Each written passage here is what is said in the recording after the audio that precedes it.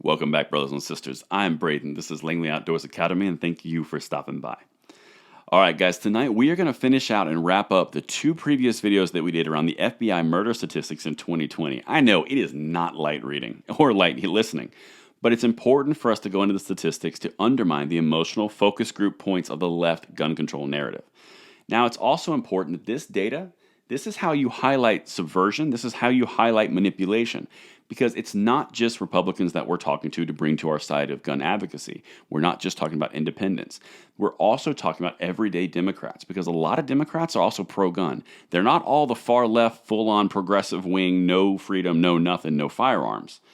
There's a lot of them that are on our side. They just have differing views in different areas. But it's important that we bring these data points to them because they can be brought to our side a little bit further when they feel their rights are threatened and being lied to like this. Now I'm going to tie both of these things together. Let me know what you guys think in the comments field below, and both of those videos are linked in the description box as well for your review because this is important to spread out. Now, one of the things I want to focus on and kind of set that narrative for you, you know that the left gun control arguments are always the same. Universal background checks, assault weapons, weapons of war, ban all rifles. We can't have that. Let's see, what else did they do? Common sense gun reform, all the different verbiage that they use that do really well in their focus groups. They always say them, and they say them to startling efficiency and repetition. But listen to this. This is staggering, because if it was truly about saving lives like they say it is, they wouldn't be focusing on rifles. They wouldn't be focusing on anything else. They would only be focusing on handguns. And per the video I did earlier, look at the actual statistics. Handguns are dramatically an oversized portion of the gun violence in America. Dramatically. I'm not even going into where it is because most of it's in gun control zones.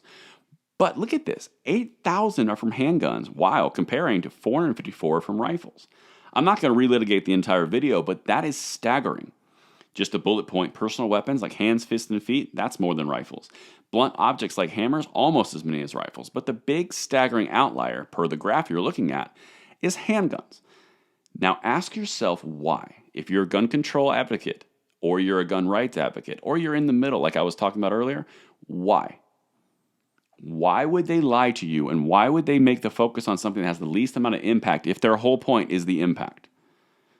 Because it's about control, it's not about the impact, it's not about the outcome. If you look at the entire 19th century, or 20th century rather, the death toll is tremendous from progressive governments about which they did with firearms. It's not about saving lives, it's about control. But look at this, we're going to go a little bit further. This is what happens when you're in a gun control zone and we're not a gun control zone. Again, I'm not going to relitigate another video, but this is the second video that we did. You can look in the data on the graph that you're looking at right here. There is a significant increase in knives and fist violence, significantly where there's gun control present. They have lower gun statistics, but they have higher in those other two areas.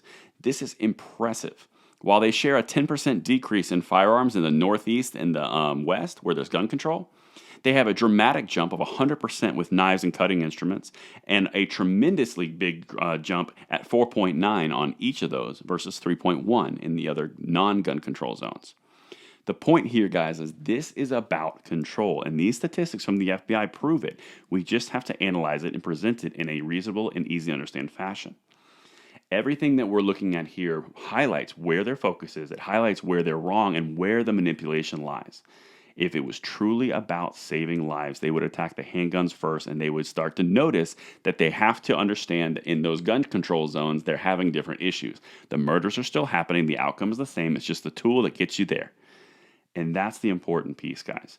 That's why every single night we talk about this. Every single night we analyze the gun control moves and the gun advocacy moves across the United States, because we're going to pass the blessing of the Second Amendment along to the next generation.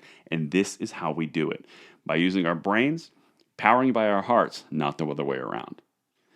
And I will see you on tomorrow's episode. Until then, I'm Braden. See you later.